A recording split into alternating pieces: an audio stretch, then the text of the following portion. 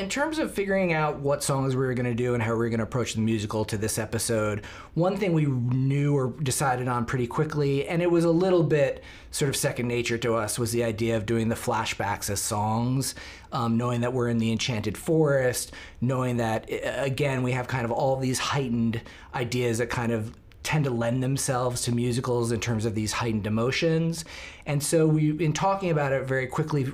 realized that what we wanted to do was do a bunch of flashbacks. Each flashback would have a song in it. Each flashback would revolve very closely around a character or a couple characters, and then wanting to bring music into the end, into Storybrooke in Act 6, to kind of just show that the sort of fantastical elements that we've been dealing with really being dragged into, you know, quote unquote, the real world for the musical and for the wedding, so that we could have that kind of burst of emotion when Hook and Emma get married.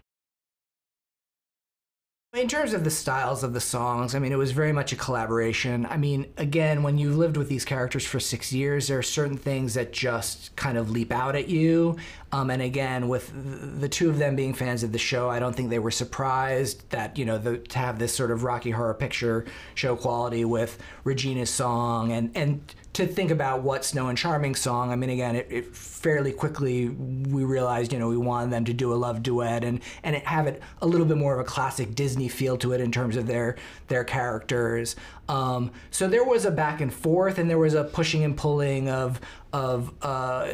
some of the feelings within the songs, but it was a collaboration in terms of figuring out what the sort of the genre was going to be for everybody.